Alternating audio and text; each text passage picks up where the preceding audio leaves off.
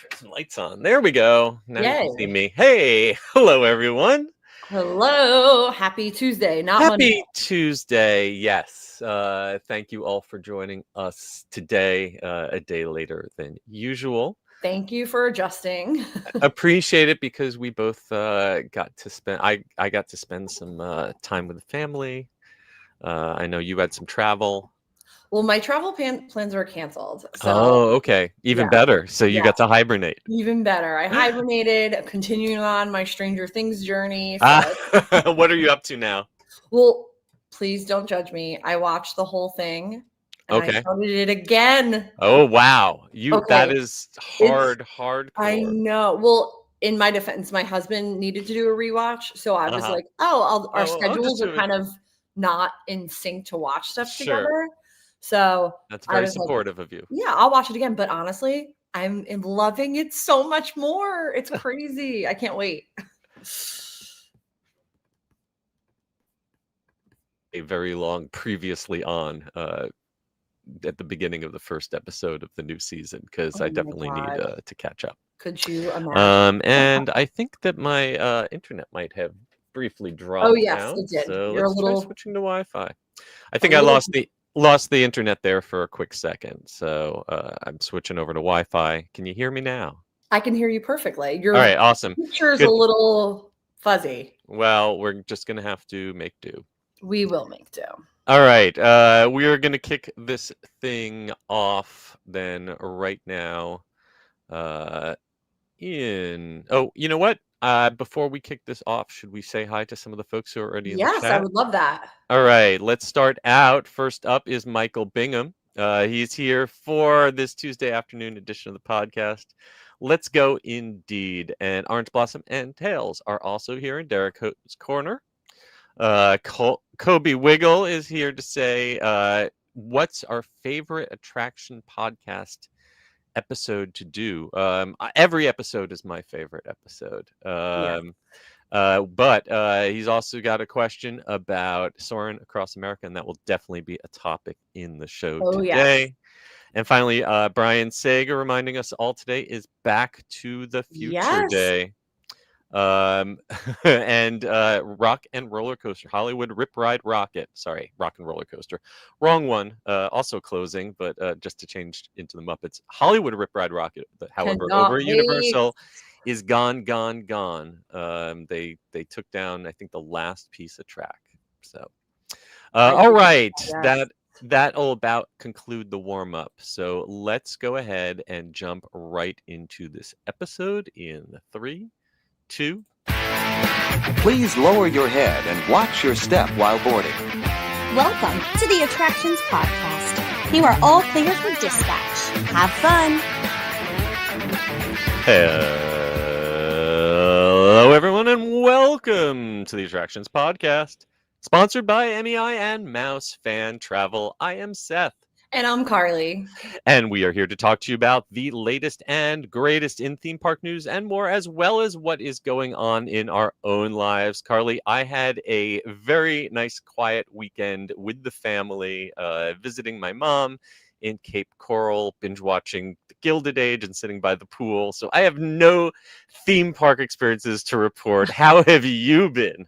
I have also been laying low. I feel like the spring and summer were so crazy. So I'm really kind of relishing in this time to relax, do other work. And I'm getting ready. I am going on a really fun trip tomorrow that I haven't shared yet. So Okay.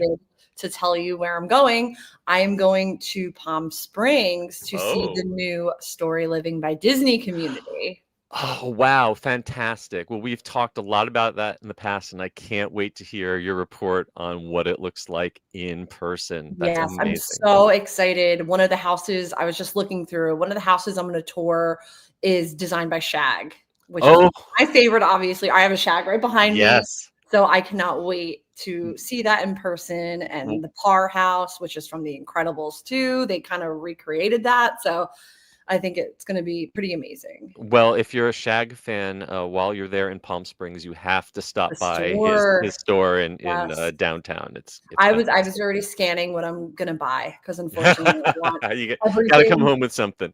Of course. Yeah. And obviously we love tiki. It's the mecca of tiki. So Well, it's going to be a quick trip, but exciting. I know everyone cannot wait to hear about that when you get back. Yes. And We'll be back next week. we will talk about that next week. But this week, without any further ado, we've got a bunch of news. So let's Yes. jump right into the queue.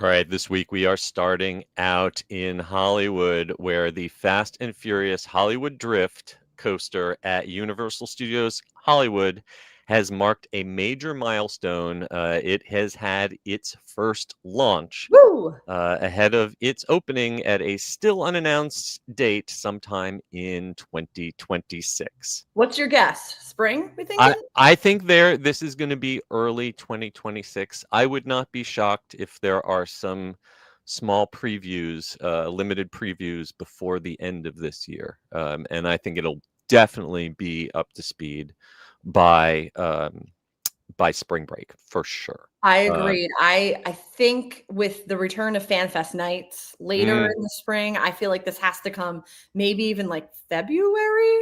Yeah. The preview started January. This is a good sign that they're already rocking and rolling. Now, when we say first launch, this is not first launch with people on it. The photos that were released by Universal clearly show they still have the crash test dummies in the seats. This also does not look to me like one of the finished roller coaster cars. The sample car that they showed us that was on display very much looks like one of the cars from the movies. It's got headlights, it's got wheels on it, it's got a little windshield. This kind of looks like a stripped down test car, not necessarily one of the finished ride vehicles. It's got a really funky zebra paint job that I'm not sure what car that would be. I like it, but I feel like with the remaining three, so there's going to be 4 unique ones. One they've already revealed. The other 3, I'm sure they're going to do a big rollout. And you can see in this poster or in these photos, like there are wheel wells. There are parts where a wheel tire should go that doesn't look like it's there yet. So not the finished coasters, not people riding it, but it has been launched on the track. And I even saw some footage.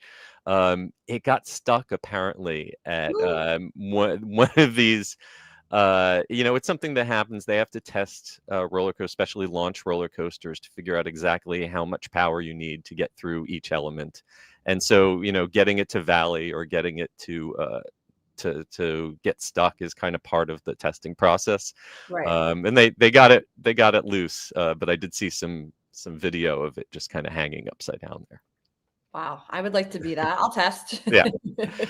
So in case you've been hiding in Dom Toretto's garage and haven't heard about this attraction, this is a high-speed roller coaster with inversions and 360-degree rotations of the individual ride cars, which look like muscle cars from the Fast and Furious films. You're going to go along 4,100 feet of track up and down the mountainside that Universal is built on. And this is going to be Universal's fastest coaster ever, passing both Velocicoaster and Stardust Racers. Yes. Wow. This is really exciting. It's just an exciting time for Universal Studios Hollywood. We have FanFest nights returning next year. We got the update to their studio tour. So that probably coming next year as well. So I love to see it. And this is one of my favorite parks. So much, much, much needed. It's honestly just kind of like a marvel that they were even able to do this. It's the feat of engineering to fit a roller coaster in. It's probably one of the more difficult places to try to squeeze a roller coaster in. Right. And I can't wait to see how it changes the landscape. You mentioned the studio tour. There was previously Fast and the Furious Supercharged on the studio tour. That's been deactivated.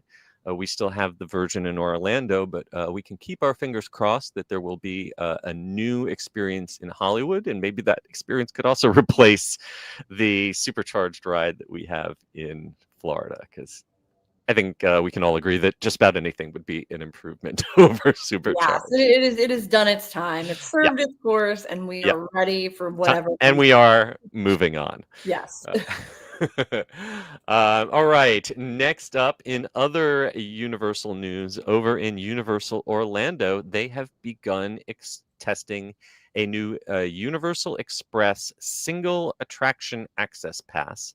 This is a limited time test, limited only to Revenge of the Mummy at the studios and Skull Island Reign of Kong at Islands of Adventure. And it kind of works like Disney's Lightning Lane single pass. You don't have to buy a whole express pass for the full day. You just buy one pass, one entrance to one ride using a QR code. The question is, I have for you, Carly, is how much would you be willing to skip the ride at Revenge of the Mummy or Reign of Kong? Because I think your answer and Universal's answer might be different. Yes, let's bar the fact that we both have passes with Express. So Correct. So we can do this for free anytime after 4 we'll o'clock. also But forget assuming you that. don't. Yes, I'm usually the bag holder at Finnegan's for Mummy. So I will say, I love the idea of a single ride pass because we're there all the time. We don't buy Lightning Lane. We don't buy Express at parks just because we have the privilege of being in parks all the time. Right. Sometimes I just want to go on a ride so bad, but I don't want to pay the full thing for Express, the full thing for Lightning Lane. So I love the idea of a single attraction pass. How much I would spend would not be what they're currently charging. Yeah. So there's that. Yeah. So when this first started, the fee was $24.99 plus tax, I assume, for one person to skip the line at one of these rides one time. For comparison's sake, if we look, shout out to thrilldata.com, if we look at the Walt Disney World Lightning Lane single passes right around now, you are looking for anywhere from $14 for Seven Dwarfs Mine Train up to a maximum of $24 for Star Wars Rise of the Resistance. I don't think you can fairly compare either Revenge of the Mummy, as much as I love it, or Reign of Kong to Rise of the Resistance and say they are worth $1 more than that attraction, especially given their typical wait times. Right. I will say I love Universal Express in general. It is pricey, but I feel like you get your value out of it. It's not like Disney's system where it feels like you have to buy it. It's a prerequisite for your visit. I truly get the value, and I will continue to pay for my annual with Express. But when you break it down to just that one, I'm not sure that's the right fee. If it was around maybe $15, I would say, okay. I would happily consider it. And I would pay $25 on a busy day for Hagrid's or for Battle of the Ministry. So, this is a test. They are obviously testing the waters in what attractions and what price point.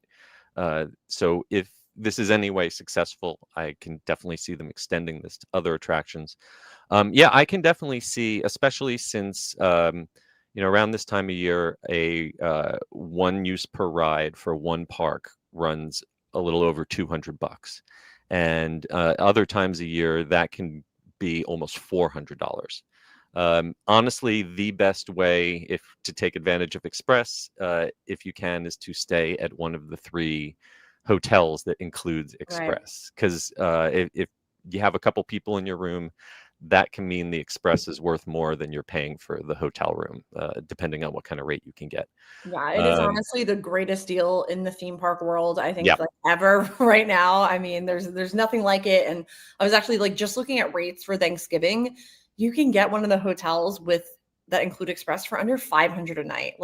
And if you're a family, even if it's just 2 people, a couple, you're basically getting your hotel for free. Exactly. Exactly. Um, we'll see how this develops. The ironic thing is that uh, Alicia Stellan and I, working on the unofficial guide to Universal Orlando, had heard about this well over a year ago, and it was actually in the 2025 edition of the book, but it never came to pass. We thought it would certainly happen sometime over the summer, and we are just like, I guess they've forgotten about this. Let's just No. take it. So we took it out of the book just before this was announced. So Gosh. that'll be in the next edition. What are Absolutely. you going to do? And you know what? We don't even know if this is going to stick around. Yeah, exactly. This You is a know, limited time offering. It could vanish at any time. If you're interested, also keep in mind that Revenge of the Mummy and Skull Island are both attractions that offer single rider lines. And that single rider line, if you don't mind missing out on the queue, which you miss a big chunk of the queue anyway using Express Pass, that can often be even quicker than using Express, the single rider line.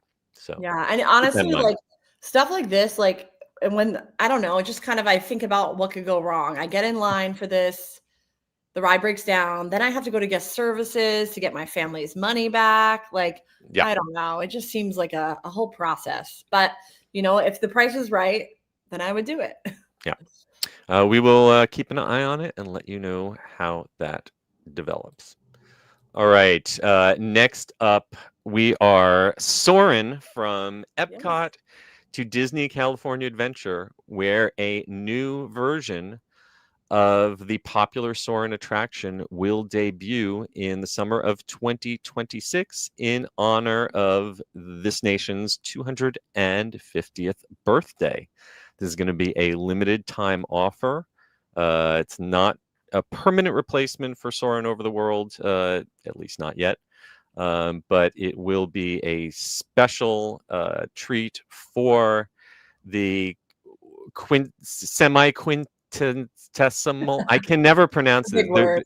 It means 250 years. It means half of 500 years. Yeah. We're just going to stick with saying 250 because I can't pronounce that. But you will not get to see this if you head over to Shanghai or Tokyo Disney. You will only get to see this in Epcot and DCA starting next summer. Yes, and they rolled it out with this awesome video with Patrick, who I don't know what elixir he's taking, but I swear to God, the man reverse ages. He looks amazing. Like, yeah, the whatever he wants, I want. best way possible, because every time we've had any sort of update to Soarin' over the years, the first thing people demand to know if Patrick Warburton is still going to be there doing the pre-show. I think some people enjoy that more than the actual ride. I love his pre-show. Yeah. People would riot if we lost him. And I'm excited. I mean, I have to say, whenever I fly out west in particular, whether it's to Vegas or LA, I'm not a window seat girl, but my eyes are peeled on the window because it's just so beautiful. The mountains, and it's all terrains that like we're not used to in the Southeast per se. So I cannot wait to see. And then they teased a little bit them getting the footage by helicopter. So I'm excited to see it. Yes. So this was apparently not just all generated by CGI and AI. They actually had helicopters and drones filming this. The filming was led by Bernice Howes, who's the executive creative media producer for Imagineering, and Scott Sohan, who's the principal visual effects designer for Engineering. They gave us some behind the scenes footage. Hopefully they will minimize the use of CGI that a lot of people have criticized in the Soaring Around the World version. That was actually the first thing my husband said. He's very excited, but he was like, I just hope it's not like super CGI. Yeah. I'm like, me and you both. Soarin' really broke ground and kind of created this whole flying theater genre of attractions. And since then, we've seen several pop up independent of Disney across the country. There's one in Pigeon Forge, right? I think there's San Francisco. I did a good one in Las Vegas. And each of them kind of focuses on a certain region of the United States. So this is kind of like a greatest hits maybe of taking us all across the country. Say it's going to highlight both the natural beauty and urban wonders with hopes of painting an emotional portrait of the nation's celebration. That was a quote from Tom Fitzgerald, who's the chief storytelling executive at Imagineering now. Love it. Yeah, I mean, I also love that Disney's giving love to this attraction, and they continue to do so, switching it out, Mhm. doing updates like this. So I'm really happy. I love it, Yeah. and should be fun. And even if the ride film, if it turns out to not be your favorite, it is a limited time. We don't know exactly how limited. I probably maybe a year or at least through the summer. Right. The Disney has announced a Disney Celebrates America campaign, a company-wide campaign, which is kicking off on November 11th of this year and is going to run through July 4th of next year. But I expect that the new ride film in Soarin' will last way past July 4th. It'll probably just be opening around July 4th of next year. Absolutely. And this includes special fireworks on the Mhm. 4th of July, a 24-hour broadcast. And what I love is that they have donated $2.5 million to Blue Star families. Disney Mhm. does so many with supporting military families. So Yeah. love that they did this. Yeah, absolutely.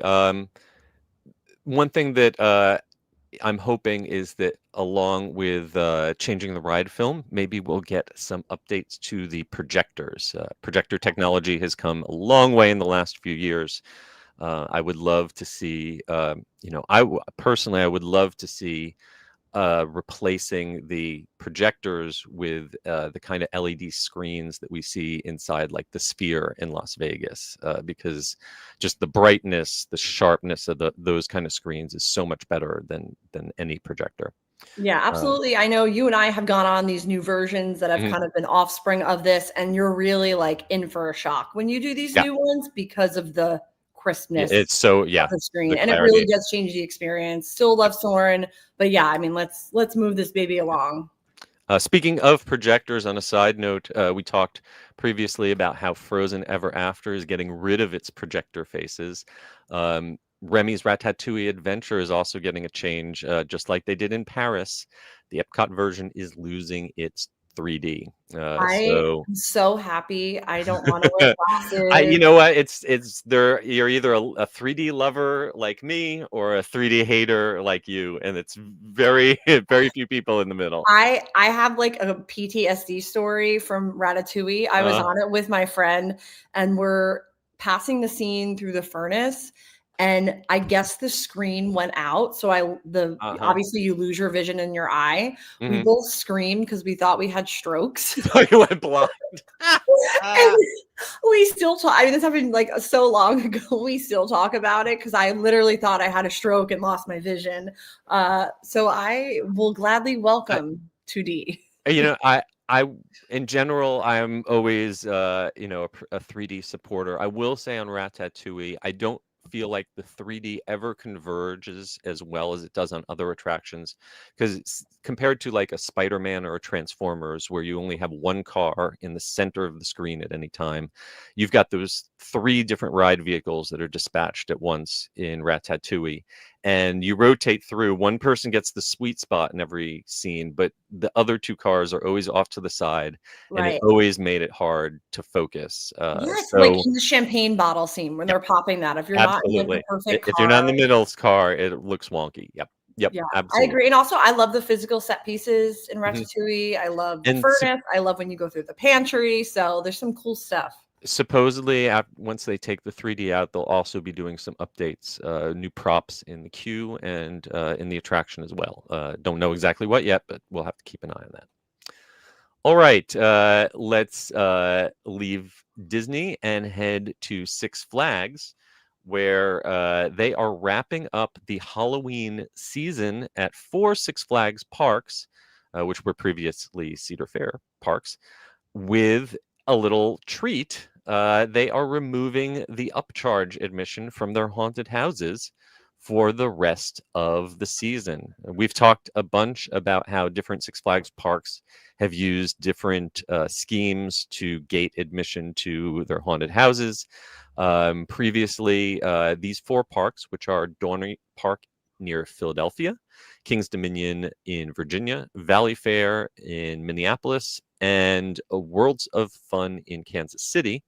They were charging between $10 and $30 to go through the haunted houses, but for the rest of the season, you can do it for free.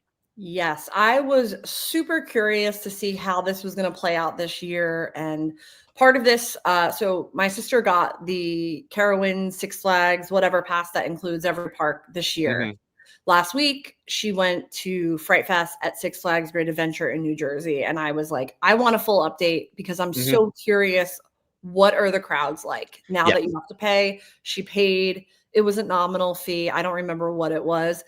There was literally not a soul in any queue. We just walked in. She had a great time, said it was awesome, but there was not a soul there. And it is definitely because of this. But I also don't know the solution as someone that enjoys going to these events. Last year, they were all so busy. I told you it took me like 2 hours to park one time. So I don't know what the solution is because it was too busy before if it was included. Right. But now that you have to pay, and it's like, I don't want to say it's nothing because if you're paying for your family, that could be $100 for your visit. So it's not nothing. But it is a really, I would say, reasonable rate for the amount of investment they're putting in, like new IPs and whatnot. But people are just pissed. There's no way around it. People are pissed. So the official explanation from a Six Flags spokesman was that they're making this change due to demand and the typical wait times for the haunted mazes, allowing them to increase volume at select parks. Which basically says to me that, as you say, no one at these 4 parks was willing to pay up. The fact that you say that Six Flags Great Adventure was also getting very low attendance, I don't believe Six Flags Great Adventure is lifting their fees, so they're going to hold on to it. So the the uptake for this must have been even lower at these 4. I would say that if you are going to one of these 4 parks, I would expect much higher crowds this last weekend, last couple weekends, if word gets out about these now being free. And I'm sure it will, because I mean, if you go on any of these like Facebook groups or forums about the Six Flags parks and this, people are big time mad. And again, I don't know what the solution is because you're also mad when you go and it's a 2-hour wait for one house. So I don't know. And I know, did some people pay an upcharge with their season pass? Not sure if that if there are any refunds for that. I kind of doubt it. No. So I guess we will have to see next year what Six Flags' new strategy is for managing demand at these houses, because obviously this wasn't a successful strategy, at least at these locations. Right. I mean, the annual passes and whatnot are already so cheap. Extremely reasonable. I don't know. You never make people happy, especially theme park people. We're all guilty, so sorry. Can't win no matter what you do, right? All right. Well, we are going to wrap up the news in the queue out at SeaWorld San Antonio, where they have announced a new suspended roller coaster coming in 2026 called Barracuda Strike. And I would not be fooled by this concept art. I do not expect the attraction to actually go underwater and have fish swimming alongside you. But that would be fun. This is a dry roller coaster, as far as we know, family-friendly outdoor suspended coaster. They teased this back on September 26th and then made the official announcement on October 14th. And from the statistics we have, it looks like this is going to be very similar to Phoenix Rising, which is a B&M family suspended coaster that opened last year out at Busch Gardens, Tampa. Yes, I gotta say, SeaWorld San Antonio, about a month ago, I'm like, that is on my 2026 bucket list. I want to do like a little Texas loop, go to like Morgan's Wonderland, SeaWorld, Six Flags. I mean, they're really heating up. They just opened up a flume coaster, I believe, in 2024. So this is definitely another reason to keep your eye on this park if I could deal with the San Antonio heat. Yeah, that's a big if. Which is if. Well, in terms of the statistics on this, this is definitely falling in the family-friendly category. The top speed is only 44 miles an hour, and the lift hill is 90 feet tall. So this is not a giant thrill machine. This is definitely something for all ages. The quote from Jeff Davis, who is the president of the park, calls Barracuda Strike a game changer for family thrill rides. And we do not have an exact date in 2026, but we know it is planned for the spring. Oh, so soon. Yep. The height requirement is going to be 42 inches. So not too tall, not too short. All right. That is going to bring us to the end of this week's news in the queue. Before we jump into the main attraction, it's time to hear a word from our sponsors. The Attractions Podcast is brought to you by MEI and MEI-Travel. Whether your next vacation is a magical trip to the theme parks, an exciting adventure to the pyramids of Egypt, or just a relaxing cruise on the turquoise waters of the Bahamas, MEI-Travel provides premium service and expert advice to help you get the most of your vacation. They are always free of any hidden fees or costs to you. Visit them at mei-travel.com. And while we're at it, we've got a new magazine. Our Epic Universe magazine is the ultimate grand opening souvenir for Orlando's newest theme park. It's got 64 pages of photos, vacation planning advice, and behind-the-scenes secrets from all 5 portals: Super Nintendo World, Dark Universe, the Wizarding World of Harry Potter, Ministry of Magic, How to Train Your Dragon, Isle of Berk, and Celestial Park. It's not every day a new theme park opens in Orlando, so mark the moment and celebrate history with the Attractions Magazine Epic Universe Grand Opening issue. Now available at attractionsmagazine.com. It's time for the main attraction. And for this week's main attraction, we're heading back to Texas, to the Dallas-Frisco area, where Universal Kids theme park is rising.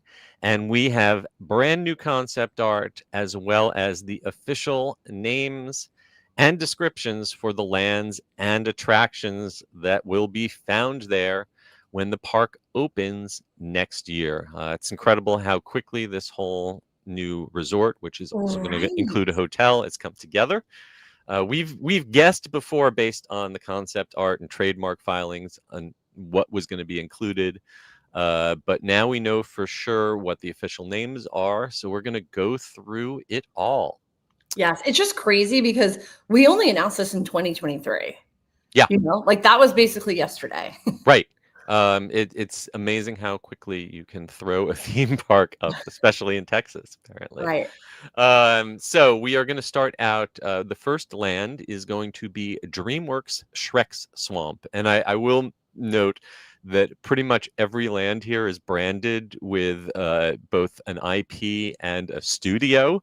So there's a lot of apostrophes here. There's a lot of like compound names. This is like, get used to it. As writers, it takes you like a year to finally learn like the nomenclature. Oh my God. I'm going to need a style guide for this. Yeah. Sure. Give me a style guide, Blake. Can you put that together? Yeah.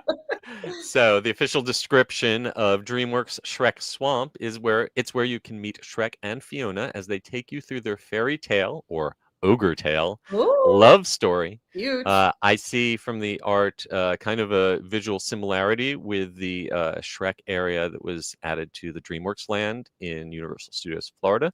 It's going to include a Shrek Swamp Splash and Smash, which is a playground. Not too dissimilar from the one in Universal Studios Florida, but hopefully the splash pad will work and not have to get torn out of the ground and rebuilt.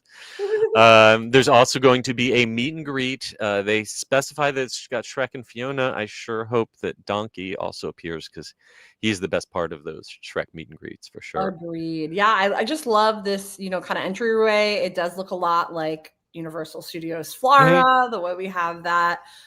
This sounds fun. I mean, kids love Shrek. Yeah. The signature ride there is going to be called Shrek and Fiona's Happily Ogre After.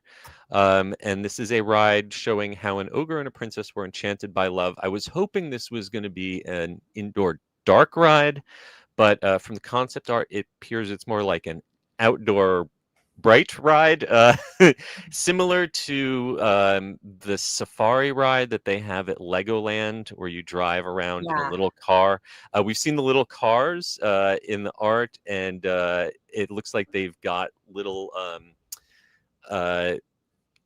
the onion carriage that they ride away from after their wedding Yeah. in the old Shrek 4D ride. It's got that on the little cars that you'll ride. So you'll ride around outside past some looks like minimally animated scenes from the movie. Next up is Nickelodeon's SpongeBob SquarePants Bikini Bottom. Ooh. Interestingly, this is the one brand that Universal does not own outright. They're still licensing this from Nickelodeon. And this is where you'll be able to dive into an undersea adventure with Nickelodeon's SpongeBob SquarePants and friends, boating around Bikini Bottom, playing in SpongeBob's Pineapple House and other locations. We've got some art of a splash pad shaped like that pineapple house. There's also a Muscle Beach relaxation zone, meet and greets with SpongeBob, Patrick, Sandy, and Squidward. And the ride is called Miss Puff's Boating School. And it looks like, from the concept art, a little outdoor boat ride similar to one that they've got at Legoland. Ooh, that'll be fun. And also boat rides. Great. This is Texas again. Yes. Hot. Speaking of boat rides, kind of the center of the park, it looks like, is taken up by Illumination's Minions versus Minions Bellow Bay Club. Boy, Wow. that's a long name. Style guide. And this is where the classic yellow minions are trying to tame their purple wild counterparts, leading to a wave of unpredictable water-soaked fun.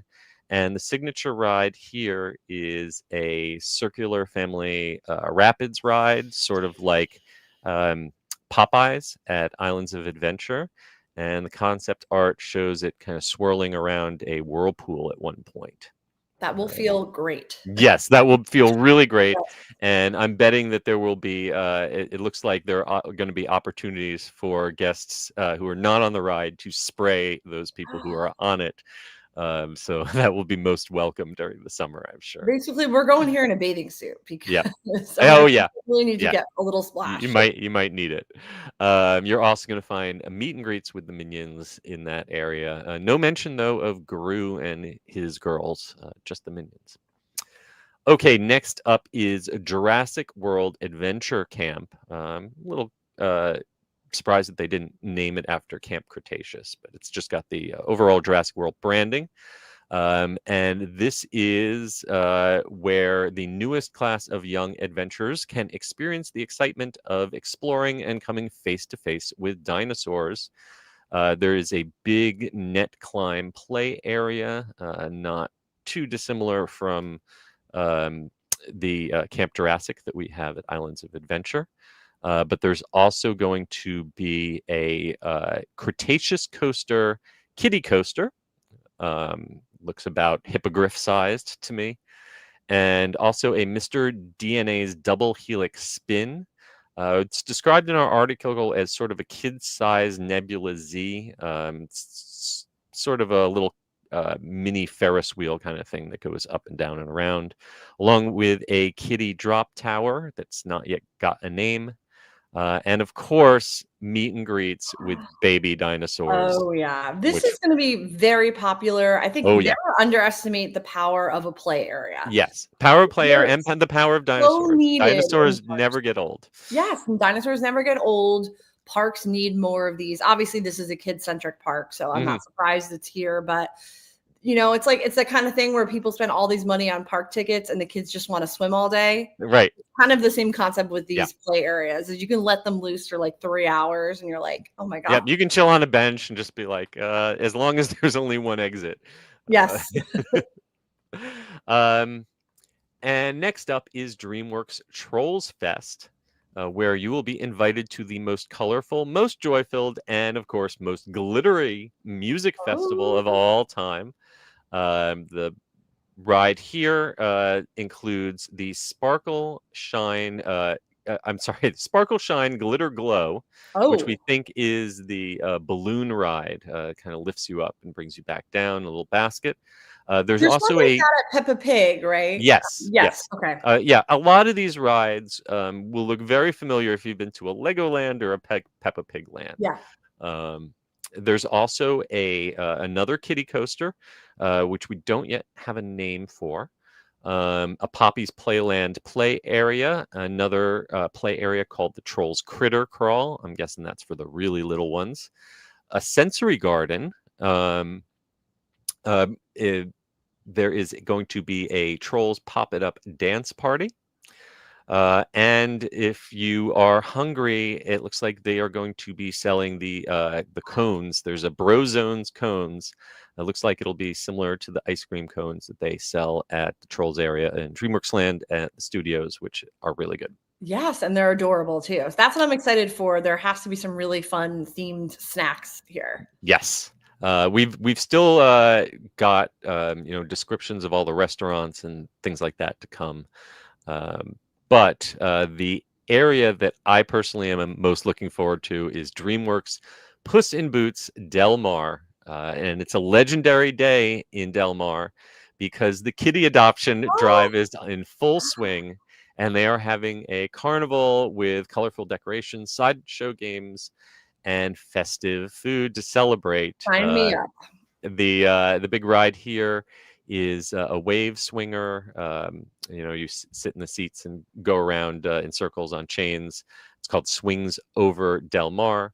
There's also a Mama Luna's puppet show, along with carnival games, another sensory garden, and meet and greets with Puss in Boots, Mama Luna, and Perito. Yes, there's a lot of meet and greets here. I don't know why, if it just feels like there's more because we're naming all of them, or I don't know. What do you think? I think that for kids, meeting characters is as much an attraction as going on a roller coaster. So I think that they're emphasizing that there's going to be lots of opportunities to meet them. I hope they are, not just all, walled behind queues, but like we see in this piece of concept art for the last land, which is Isle of Curiosity, featuring Gabby's dollhouse. We see Gabby out and among her people, greeting guests. Among her people. So hopefully we will have some free range character sightings. That's always my best part. My favorite thing about Disneyland is they allow some free range character roaming and not just sticking them all in a box. This Isle of Curiosity kind of forms the hub of the park, and it sort of makes a bridgeway to the hotel that is also at the front of the park. And it includes the largest store in the park, which is called the Universal Kids Store. Yes, they're calling it an immersive retail experience. So I'm excited. Every retail experience has got to be immersive. To learn more and buy a lot. So if you go on our website, you can see all of this concept art as well as the previous concept art. It's kind of interesting to see how it has changed and evolved since we got the first concept art in late 2023. It's all finally coming together along with that 300-room hotel.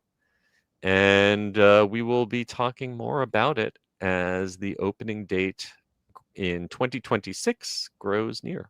Yes. I just have a quick question for you. So there is obviously a lack of indoor things to do here, which always concerns me in a place that is really hot, like a Florida or a Texas. Is this just like a cost prohibitive reasoning, or? I feel like that is the elephant in the room. I do feel like if you go back to the earlier concept art, I feel like there were more large buildings that we had speculated that some of them would be dark rides. I really think that an indoor play area, an indoor, we have seen from recent years that while Texas has great weather a lot of the years, it gets extremely hot in the summer, and they also have winters that are extremely cold. Right. So to make this truly a year-round park, I think a little future proofing probably would have been in order. If there's expansion room, I would bet that the first things on their expansion plans would have to be some indoor attractions. Yeah, I mean, I think of like Dollywood and Silver Dollar City have these awesome multi-level play structures that are fully indoors. Mm-hmm. And I was kind of hoping just maybe for one of these because it's Yeah. just, I don't mean to be like, it's so hot. It is so hot in Texas. Like the Yeah. only time I ever truly felt I was going to die from a heat stroke was in Texas. Yeah. It is boiling come July and August. So Yeah. that's my one concern. I mean, yeah, there are water rides, but you're going to be standing in a queue to get to the water rides. I don't know. I wish there was a little bit more inside. I can't disagree, but I guess we will just have to wait and see what happens when it opens up next year.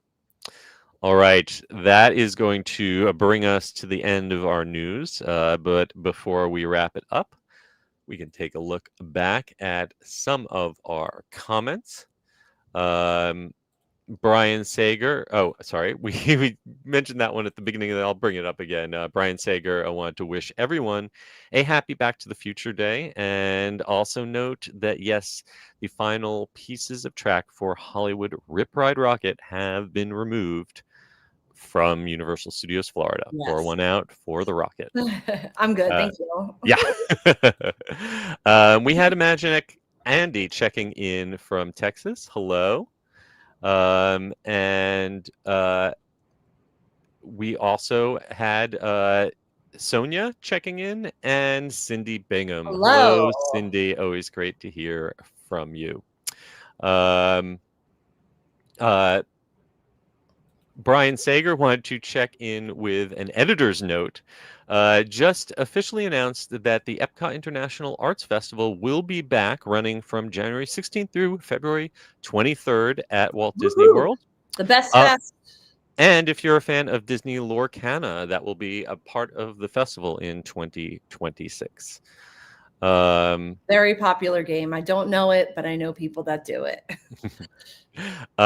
Brian Scott Patterson wanted to give a shout out to Patrick Warburton for giving Soarin' over California one of the great Disney pre-shows, and also saying that Felicia Rashad will be missed at the Dino Institute when Dinosaur closed. Yes. That's my favorite pre-show. Thank you. Yes. I will continue to say hello, everyone. Hello there. And next, Michael Bingham. He is excited about Soarin' coming and has never been to the Disney parks for July 4th. So I guess our next big country's birthday will be the time to go. Or go the day before. When go the day before. When they do, yes, they always do the fireworks the night before. As I love going to parks in Orlando like July 1st and 2nd because people are like not at parks. They're at the beach and doing stuff. Yep. Before we wrap it up, we also want to thank our sponsors, MEI and Mouse Fan Travel again. And please be sure to purchase that copy of our Epic Universe magazine at our website. I also want to remind everyone, please give us a rating and review on Apple Podcasts, Spotify, or wherever you listen to us, and give us a like and subscribe on YouTube. Also, be sure to follow us at attractionsmagazine.com and search Attractions Magazine on your favorite social media platform. Carly, where can folks find you on the interwebs? Yes, I'm on Instagram at Adventures by Carly. And I am at Eskaberski and at The Unofficial Guides. You can pick up copies of The Unofficial Guides 2026 editions at theunofficialguides.com. And until next week, we hope you folks stay safe, try something new, but most importantly, have fun. We will see you again next time